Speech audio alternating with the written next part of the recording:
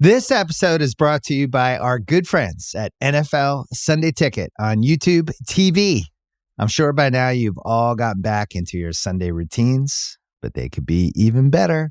With NFL Sunday Ticket and YouTube TV, you get the most live NFL games all in one place, every game, every Sunday, and you can even watch up to 4 different games at once with multi-view, one of my favorite inventions of this decade. It's exactly what you need to catch all the action, make your Sundays more magical, and also YouTube TV is great. I got it this year. It's awesome. Sign up now at youtube.com/BS. Device and content restrictions apply. Local and national games on YouTube TV. NFL Sunday Ticket for out-of-market games excludes digital-only games. Welcome to the Sportsman's Voice podcast, your inside connection to outdoor legislation. From the Beltway to policy happening your way, we're covering it all. I'm your host, Fred Bird. Join us as we explore public land access, wildlife and fisheries management, Second Amendment rights, the triumphs that shape our nation, the sports we all love, and the stories that fuel our passion for the great outdoors. This is the Sportsman's Voice podcast.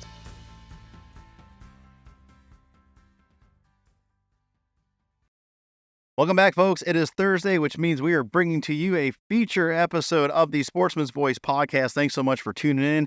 This week, it is my pleasure to bring to you the CEO of Ducks Unlimited, Mr. Adam Putnam. We're going to cover a whole bunch of different topics, everything from volunteerism to Duck Stamp, federal legislation last year, ACE Reauthorization Act. I might ask some non-duck hunting questions that may or may not be controversial, probably not so much, but he's good enough to entertain some of my my curiosity, not really being a full-time waterfowler, but definitely with interest of the science and things that go on with migration. So I don't want to give it all away. Adam Putnam joins us right now. Let's go. Welcome back, everybody, to another edition of the Sportsman's Voice podcast.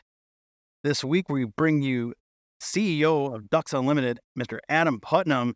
Adam, thanks so much for carving the time out of your very busy schedule. At 700,000 members, roughly, you have a lot of work to do and a lot to be proud of. So again, thanks so much for carving out the time. Man, it's my pleasure. Thanks for having me on your podcast. This is exciting. It's my pleasure to support CSF. And of course, they've been wonderful for the Ducks and vice versa. A lot of good work done together. And, again, excited to have the opportunity to have you on. And with that, I will just dive right into some of the policy we've enjoyed successes on, going back to last December when we all celebrated a great legislative victory and one of 2 sportsmen's bills that was actually signed by the president out of 27 bills that were signed all of last year, and the Duck Stamp Modernization Act that was headed up by some of our Congressional Sportsmen Caucus members and done in pretty quick order. Talk about the win there, Adam, and what that means for waterfowlers across the country. You teed it up nicely, and I don't want to run past the fact that it is noteworthy that Congress only passed a double handful of items that made it all the way to the president's desk. And notably, several of those double handful of items that made it to the president's desk were conservation-related items. They were sportsman-related bills, which I think says a lot about the bipartisan nature of hunting and angling, of the outdoor world, and of conservation. People want to be on the right side of hunters and anglers, and as a result, we're able to build the kind of coalitions to get things done. And certainly, the Duck Stamp Modernization Act is a good example of that. It's relatively small in the big scheme of things, but it's a user-friendly improvement on the duck stamp. And the duck stamp, since it started in 1934, has raised over $1 billion for habitat that has benefited our waterfowl species that we all love to hunt and chase and spend money on sporting goods to chase them each and every year.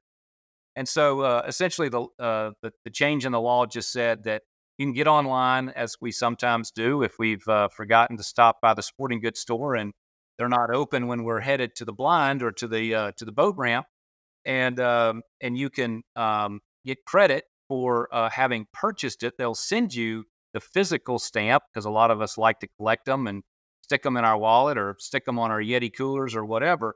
But you'll be able to use that electronic version and keep it on your phone and on your person for the whole season, which was a change. It had only a pretty short shelf life until we changed the law, and not everybody knew that, so they thought they were okay with it on their phone.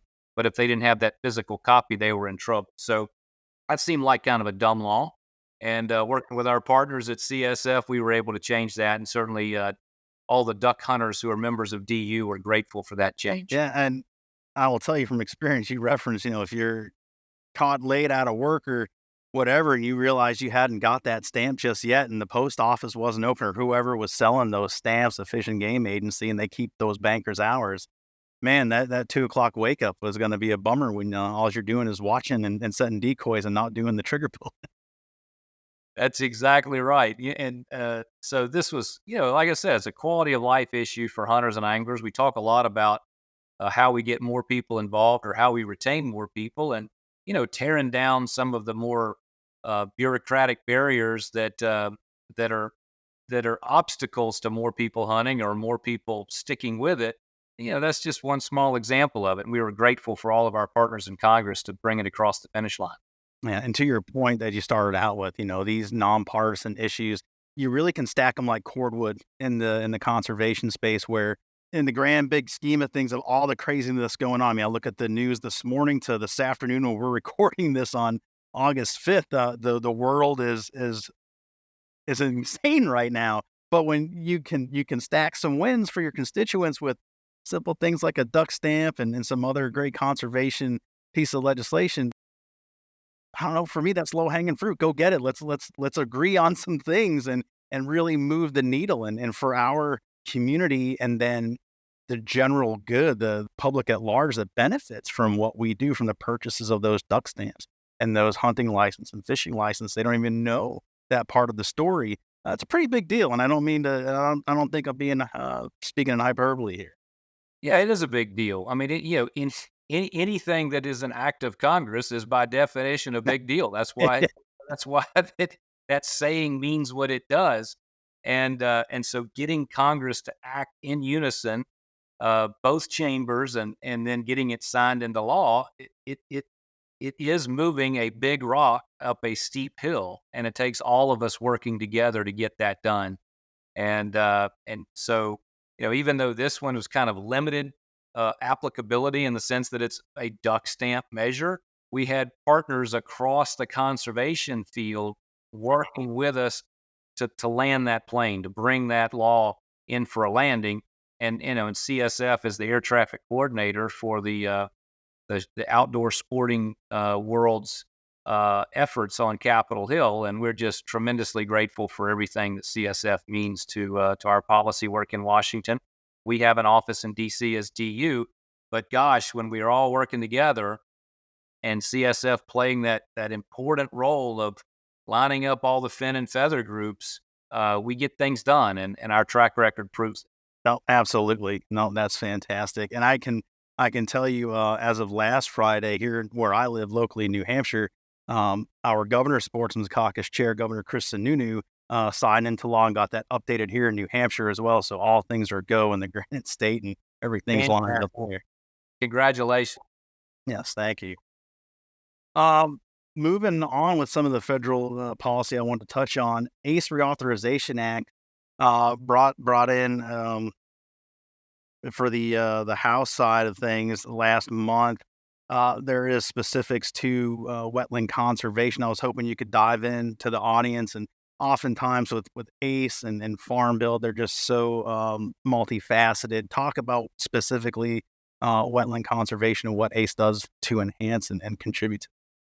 Yeah, so the ACE Act is America's Conservation Enhancement Act, and another example of bipartisan support, bicameral support, in other words, support in the House and in the Senate.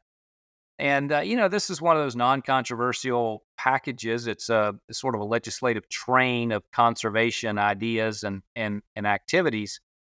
And it will probably pass toward the latter stages of the congressional session. It's one of those things that it's important enough that it'll ultimately get across the finish line, We don't see a lot of people fighting about it or laying in front of the train to stop it from happening.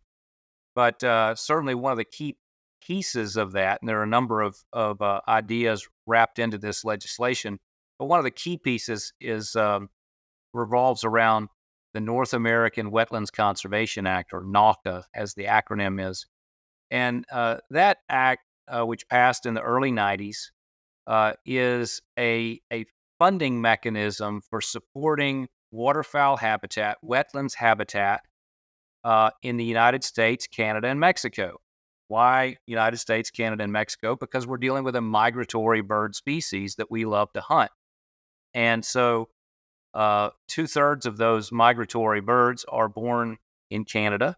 A large number of them are born in the Dakotas and other prairie states in the United States, but more are born and they're bred and they're nesting in Canada, and then they work their way south.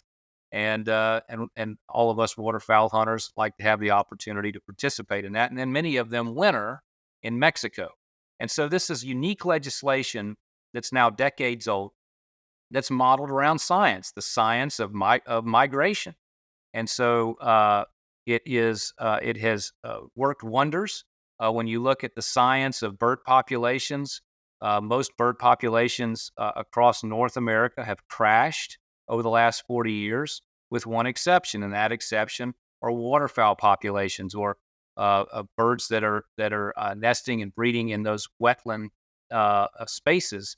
And so NAWCA is proven, scientifically valid. It has international cooperation and certainly the tried and true support of America's waterfowlers and duck hunters. And so reauthorizing that is pretty important to Ducks Unlimited. And we're pulling out all the stops to get it reauthorized this year and continue to see those robust funding models. This is especially important given the severe drought that we hope we're coming out of on the prairies. But that serious drought has the potential to impact our bag limits and season dates. And so how do you prevent that, or how do you mitigate that, knowing that we're going to have these droughts every couple of decades?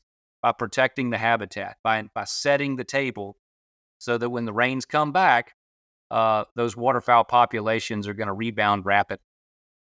And no small numbers here. I wanted to make sure I brought these out too.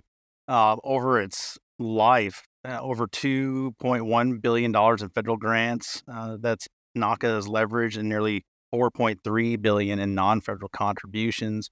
There's been over 3,300 projects that have contributed to conservation, nearly 32 million acres of wetlands in the United States, Mexico, and Canada. Those are no small numbers.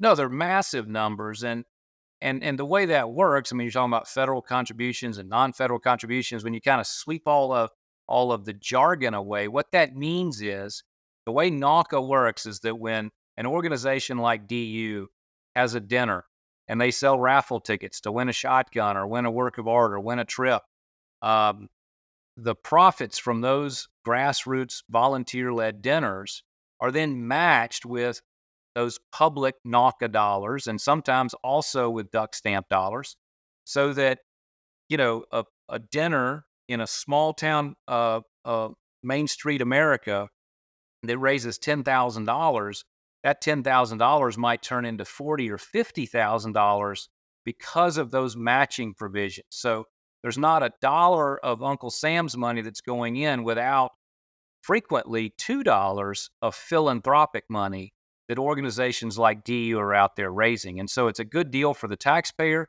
It's a great deal for conservation. And it is certainly a testament to the fact that hunters and anglers are the largest investors in conservation funding in the United States. As we all talk about, that unique system of conservation funding, and it's done on the back of the few for the good of the many. And that's pretty awesome, because we sit here and we ask for it, and we do so gleefully. And I will remark as well, you mentioned your fundraising dinners that, it used to be someone would say, hi, I got a hunting license, I'm a conservationist. Well, that is all well and good, and I do appreciate your participation. But in my humble opinion, you got to do more. You got to have more skin in the game, and a membership to a Ducks Unlimited or another conservation organization, and then taking that membership a step forward. And going to a banquet once a year or dinner and participating in that is huge. Just as you illustrated those matched dollars, people think, oh, I'm just going there to play a few games and have a good dinner. But it's so much more than that. And I think if every sportsman and woman understood that, how that works, I think more people would show up and have more enthusiasm to start a chapter or, at least become a positive volunteer, not a passive volunteer. That's exactly right. And, it is fun. It is a lifestyle event. It is a wonderful opportunity to maybe win something. But ultimately, what you're contributing to is the greater good and moving the needle at a population level of game species and in this case migratory waterfowl. And it's not just about ducks. You can say the same thing about pheasants and quail and deer and muleys and everything else. All of us working together, creating those types of experiences. And so many of those experiences are volunteer created experiences. In our case, over 4,000 of those events being conducted every single year, led by volunteers. That's people power. And that passion of those people often translates into political clout in state capitals and in Washington. And that helps all sportsmen and all conservation as well. Yeah, absolutely right. Adam, what are some other policy challenges that are facing specifically Ducks Unlimited and your membership, stuff your membership would want to be interested in and dialed in on? Well, something that all of us, not just Ducks Unlimited, but all of us in the conservation space and all of us in the agriculture space are paying very close attention to the farm. The Farm Bill, in addition to really kind of setting the standards for growing food and fiber and energy in some cases for the United States on a 5 to 7 year basis. It's also the largest conservation bill that passes on a regular basis in Congress as well. There are billions of dollars because those farmers and ranchers managing that private land are also managing habitat, and we all know that on those private properties, often that is where some of the greatest, highest quality habitat exists. And so our goals overlap. We need to feed the planet, but we're also feeding the planet in a way that's good stewardship of the land and water.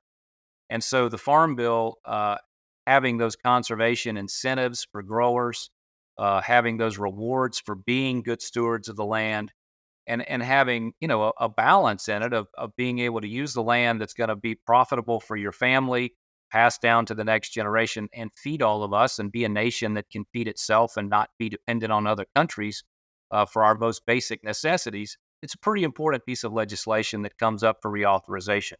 They're running behind on that. It was supposed to have passed last year. We're now deep into this year, and its fate is uncertain. We joined a group of over 500 other organizations asking Congress to get that particular piece of legislation done this year because it does make such an impact, not only on food security, but also on conservation security across all species, not just waterfowl, but upland game as well. Obviously, with the election year, it's fair to say, and being completely transparent, that nothing's going to get done on that most likely. Fortunately, we got the CR on it, so what was will maintain. But there are important updates to that, which is why constituents should be ringing the phones and sending the emails in the most polite way and communicating to their representatives or elected officials. Hey, this is really important to all of us on the ground here for a myriad of reasons that you just spelled out. And let's another piece that you could really get some bipartisan support on, just get it done. Let's clear November 5th, see what happens, and then next year, let's make some progress on it. I know certainly all of us involved would very much like to see that get finish line. Well, we would. And, there's a slight chance that it might be one of those bills that passed after the election in what they call a lame duck session of the Congress. Um, this kind of has all the characteristics that could fall into that category, but we'll see. We've got to get it. Indeed. Talk to us, Adam, about, I'm very curious about the current state of waterfowl conservation. You talked about the drought earlier, and, I hear I'm a trapper myself, so I understand that there's a lot of nest predation that contributes to waterfowl numbers, things like that in certain parts of North America in totality. Talk about the importance of the waterfowl surveys and then the current state of waterfowl conservation. Where are we at? How are the ducks doing? How are the geese doing? Yeah, great question. Certainly, in the big scheme of things, we have seen waterfowl populations do very well over the last 40 years, according to the scientific community, the bird report, as it's called, where you've seen this massive crash in the number of birds across North America, particularly songbirds.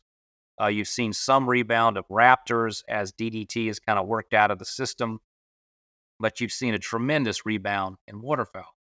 And certainly a substantial amount of the credit for the rebound in waterfowl goes to programs like the Duck Stamp program and NAWCA, North American Wetlands Conservation, and Ducks Unlimited, and other organizations that are putting their dollars into habitat, because that habitat sets the table. It protects that land, generally on working lands, on farms and ranches in the U.S. and Canada. And it essentially it's as close as you can come to drought proofing it, because you're certainly not preventing a future drought, but you're insulating the effects on those populations, so that easement or that protection still exists on that habitat, that when the rains come back, the waterfowl populations will rebound as well. And what we are seeing is that we're now back into a drought. We're in about the third year of this drought. We hope that it has broken. We saw some late spring rains that have been very generous, and throughout the summer, the rains have continued across the Canadian provinces of Manitoba, Saskatchewan, and eastern Alberta. But they have been in a very severe drought. You're seeing massive wildfires even still in Canada. And we've seen the Dakotas get good rains late also. They had a very low snow, low precipitation winter last year, which is unfortunate because that's pretty important to waterfowl production. So, all that said, the waterfowl surveys that were conducted in May, many of those flew before those rains came. And so our fear is that when they were doing what they call the pond counts that will be used to determine the 25 harvest season, that they were dry. Now, we know that the rains came after those surveys were conducted, and waterfowl production, brood production, has been very good. It may not have been picked up in the count. And so we could be on the bubble of a restricted season for 25 as a result of those drought conditions that exist. And so that's just something we're paying very, very close attention to, and keeping our ear to the ground with our partners across the U.S. and in Canada. But in general, numbers look good. Duck production's been good. We certainly, our southern hunters want to see a good cold winter and a good coat of ice that push those ducks as far south as they can get them. The last several years, the winters have been so mild until after the waterfowl season ended that the birds didn't have a whole lot of reason to make it all the way down to Arkansas and Louisiana. So you saw your mid-continent hunters have great seasons and your southern hunters being a little bit grumpy, which I understand because they just didn't get the ice until the very end of the season. Yeah, that's right. I mean, I can speak up here. A lot of the woodland ponds that typically will harden up by Christmas, and with thick ice, they stayed open. I think all the way through to March, and I maybe never even shut down. It was really been weird the last couple of years. So that's exactly right. Yeah, I'm curious, and if you'll indulge me, I hear anecdotally about the flyways and where I'm at, it gets the reputation of just being not the best part of the Atlantic flyway. Everything's kind of west and here on the coast of New England until you get to the Chesapeake, we kind of lose a lot of the opportunity. Is there truth or is there science to the shifts in the migratory patterns of how these birds work? Is there a preference of where they want to be and why, if that is a thing? Yeah, that's a lot. In fact, that might be a whole episode for us. Okay, I didn't mean to put it all on you like that. But the quick and the dirty would be that the Atlantic Flyway, the east coast of the United States, obviously is the most populated, most developed, and has lost the greatest number of wetlands. And so you've seen, you think about the last 200 years, because of just the density of development on the Atlantic Flyway, they've lost habitat, you've lost birds. On top of that, you've also got some impact of released birds, which have impacted the genetics of the wild mallard, for example, and they're just not as resilient. So the Atlantic Flyway unquestionably has been, dramatically impacted by the fact that that's, the greatest density of development in the country. And then, you think about the other extreme, the Pacific Flyway. Many of those birds are coming from Alaska, Alaskan boreal. While California's lost a ton of their wetlands, there's less pressure, and you've got a lot of tremendous agricultural habitat there for them because of the rice industry, who is obviously a close partner of DU, because ducks and rice go very well together. And so in California, now that they've gotten some water back there, they were, of course, in an extreme drought, but they've seen some relief over the last 2 years. You see tremendous waterfowl opportunities in that state. People ask me a lot, like, where's the best place to hunt in the United States? I dodged that question, but I sort of answer it with the most surprising place, the most unbelievable place that I didn't think about till I worked for DU, is how great the duck hunting is in California, because people don't think about that. But with hundreds of thousands of acres of rice and all those birds coming in and less hunter pressure, it can be just an unbelievable hunt. Now, and then in your middle two flyways, there is a lot of chatter out there, and a lot of research assistants and grad students doing work on, are we seeing birds shifting a little bit to the west, or those flyways moving a little bit to the west, and are we seeing them not move as far south? And certainly the north-south question is answered by, what kind of winter are you having? If there's mallards on Lake Michigan at Christmas, you're not going to have a very good duck season in Louisiana. Those birds are only going to move as far south as they absolutely have to move. And so if they have access to food that's not covered up with snow, if they have open water, they're going to stay put. And so they're going to fly as far south as they have to find food and open water, and no further. They're not a point A to point B migratory species. They're going to conserve their energy. That is sort of the first law of conservation of energy, is they're not going to expend any more than they have to. And so, you are seeing a lot of anecdotal evidence that you're seeing states like Kansas that are on fire, and Oklahoma that are on fire, and places like that. Some of that's fueled by the fact that there's social media and everybody can see what everybody else is doing, and that didn't exist a generation ago. And some of that is legit.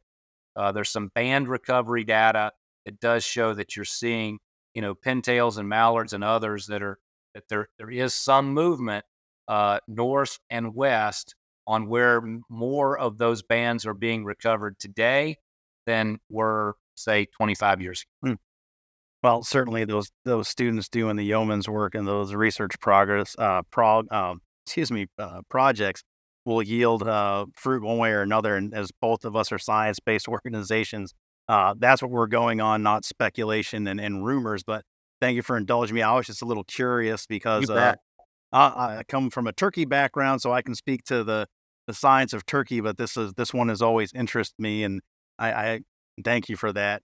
What as far as habitat goes, and we talk about habitat loss, are ducks species to species kind of the same with their habitat needs to recruit, or is there some nuance there that general public may not be aware of? So when I think of turkeys, I know, I need a certain understory, and I need grasses that are going to contribute to bug and poult production and all that protein. What do the ducks need, them ducklings out there when they're hatching out need?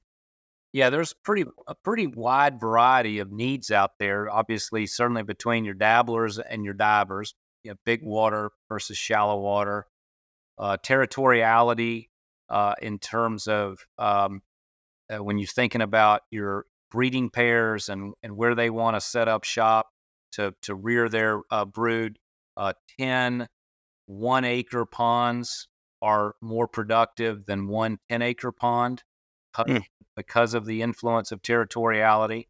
And then also to your point, among species, if you think about a prairie pothole, a prairie wetland, you think about it as a bowl landscape. Some species need to nest right on the water, some within a very short walk of the open water or of that wet marsh, and then others are going to nest further upland, further up the hill, as you might say. Pintails would be a really good example of a nesting duck.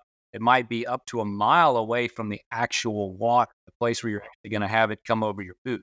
And so the impact of changing cultivation practices can disproportionately impact one species over another, which is why not only do we want to protect, in terms, we talk about protecting waterfowl and wetlands or conserving waterfowl and wetlands. Sometimes, those wetlands need to come up the hill a little bit and include native prairie grasslands. And for that reason, some of our key partners in agriculture are actually cattlemen, because while a lot of folks would think, oh, the nests are going to get stepped on or the birds are going to get messed with by the cattle, that's not the case. Ducks and cattle are tremendous partners. And so where you have ranches in the prairie pothole region, you have some of the highest productivity, greater than 100 nesting pairs per square mile on that landscape, because it's undisturbed. It's highly complementary with the use of the land by the rancher, and you're covering more species as you get further away from that actual wet. That's extremely fascinating. And that's just, you started talking about divers, and my head immediately went to eiders and the sea ducks I have off of the coast of New Hampshire here, and thinking about what they need. And they do have like these little intertidal areas that they breed in and presumably nest in. I never actually seen a nest, but I always see those little eider ducklings around the little coves and such. And it's man, it's a lot to think about, just all the different needs, and it creates this mosaic of those needs. You wouldn't even think about going a mile inland when you're talking about wetland conservation, but it's a fantastic point. And now I start thinking about the nesting boxes I've seen put out around for wood ducks and others. And yeah, it's pretty intricate. And It is. It's fascinating, and that's why we're blessed to have so many people who do want to study those types of things, so that we can all get better and more effective at how we direct our investments in conservation to the habitat improvements that are going to have the greatest impact on the greatest number of species, or be able to direct a particular strategy to try to bring one specific species back. We've seen, for example, pintail numbers crash. So what can we specifically do for them? What can we specifically do for canvasbacks? Those are examples of how that investment in science is so important, and making sure that the next generation of wildlife scientists that are out there are also invested in hunting and fishing. I mean, one of the concerns that we've seen out there is that in some cases, the people who are being recruited into that or are being drawn into that didn't grow up hunting, and yet their work will impact the regulatory space for hunting and angling. And so a lot of our organizations, and CSF's been a big part of that, DU's a big part of this, but others have too. I mean, Delta and Turkey and others. Let's get these folks out there. Let's introduce them to hunting. We want wildlife conservationists, wildlife scientists, not only to understand the pure science, but the human dimension or the effects of that science on the people who are funding the vast majority of conservation activity in the United States. I am so glad to hear you and someone in your position say that out loud. Certainly a drum personally I've been beating, and especially since I've been working here at CSF as a staff member and going and testifying. And so often, you know, uh, words I will use to give authority to the arguments I'm putting before a committee is, we got to trust the professionals, got to trust the professionals. And I started looking at the professionals, and to your point, they are professional scientists, but they have no idea how this stuff works outside of uh, population management, not knowing where hunters and anglers work into all this and part of that equation. And we are now getting a generation at least removed from having that full 360 understanding. and you now have folks in the state agencies, at least that have more of a preservationist mindset, and it's very scary going forward. To your point, that these are the folks that'll be influencing policy and regulation at the state level, and in Duck's case, internationally. So that's not a good trend.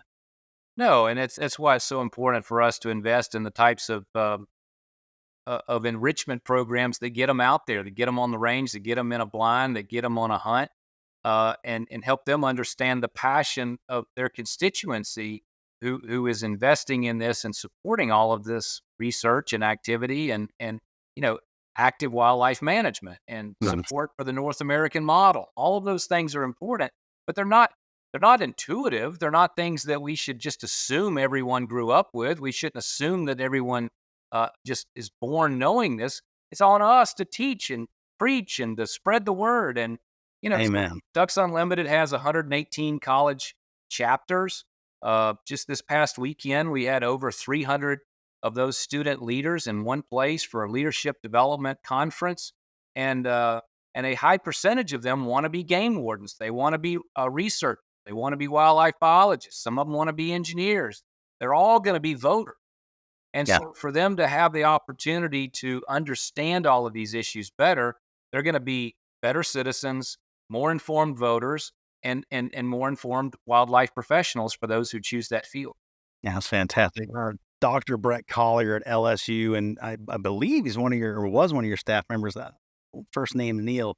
They have a great program, a mentorship program where they take any student out. It doesn't matter if they're undergrad or in their post undergrad, and it's everybody. Kids from being lawyers to engineers, or some people with a concentration in wildlife conservation, and it's bearing fruit for them. They're opening eyes and minds, and these young people that are going to go on to be professionals, just that had no idea, now are falling in love, and these programs are fantastic, and you love to see it. So that's You bet. And positive. CSF's doing the same thing. They're It's starting great. chapters in colleges as well, and we love it. We want to see more of it. It's fabulous. Yeah, I couldn't agree more. As we come here to the end of our time, because I did reference you are extremely busy, and I'm appreciative of that time. Wanted to just pick your brain a little bit about when you're off duty and you're going out there. Is there do you have plans for an interesting 24-25? Is there a certain species of duck that lights your fire? Well, no, I mean, that'd be the kind of the cop out answer, Yeah. right? Um, but it's funny you're talking about some of the species you have where you are in New Hampshire. I don't have a lot of experience, chasing those sea ducks. I mean, I'd love to participate in that. That's on my bucket list. Is to I hear there's a fabulous hunt in Boston Harbor. Uh, I'd love to get a longtail. yeah, And, that's on my list. And so, I've got a great season coming up. I've got the best job in the world. I'm going to start in Canada, and we're going to have some great hunts up there, and then work our way south.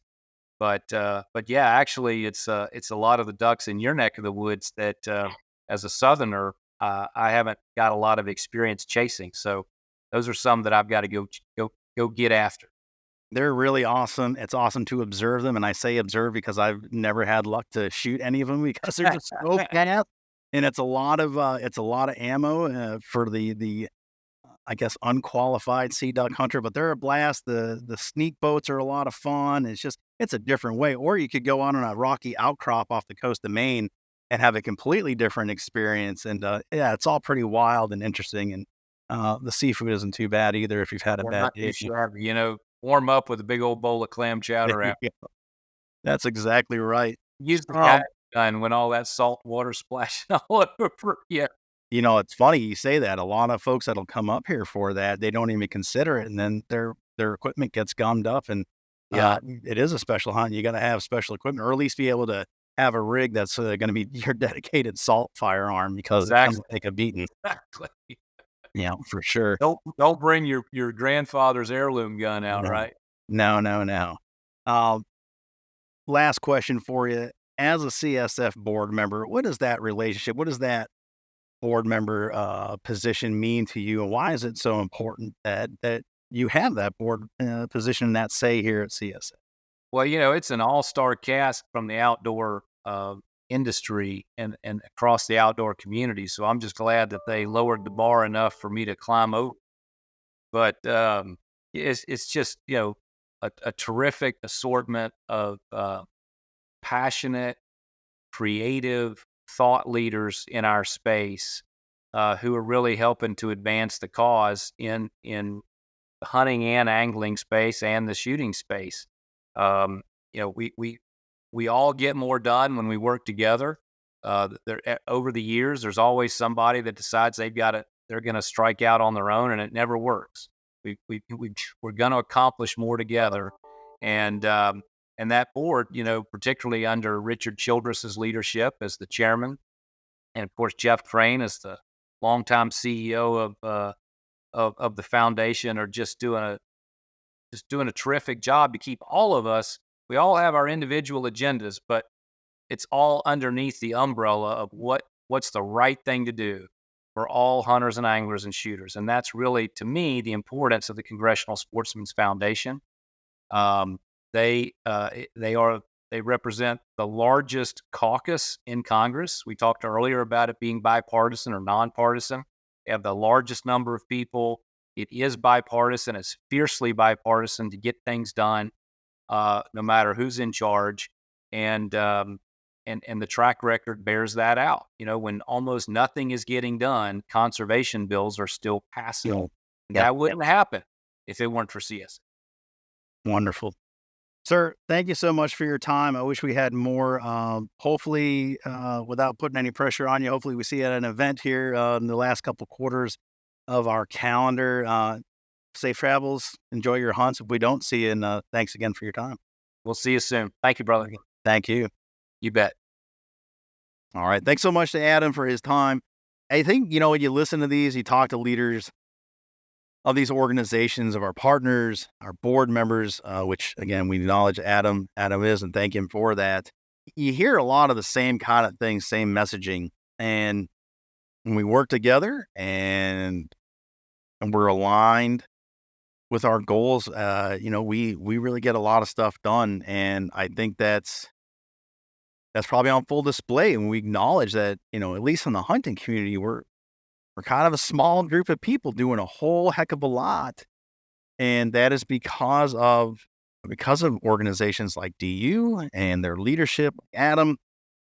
Look, I really appreciate the time and him willing to answer some of my interests, my questions. I love talking about the science and how these animals live and what that all means for conservationists, what that means for sportsmen and women who are passionate, in this case, about waterfowling. And, I very much a bird brain insofar as turkey. You guys know that by now.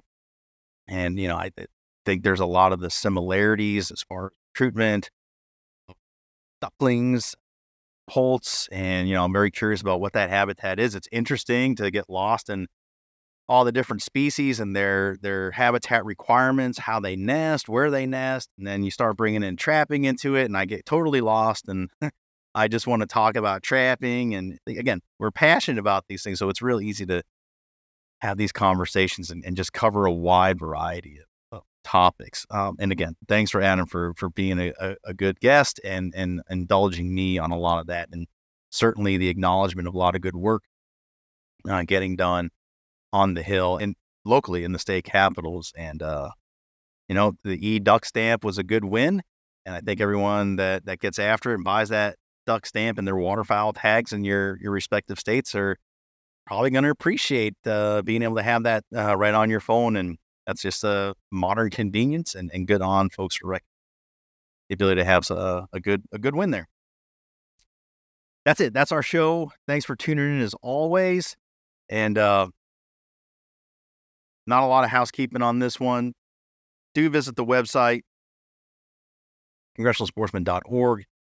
Get the EPUB edition of the Sportsman's Voice, the weekly publication where we do the roundup audio brother to that publication every Wednesday. And you can just see what we're doing review our active policies. We're constantly updating those based on the last sessions and the work we've done. So a lot of good resources, way to get plugged in. We will see you next Wednesday. Obviously, no feature next Thursday, but we look forward to seeing you in 2 Thursdays. As always, CSF is your inside connection to outdoor legislation. Thanks for having us along so long.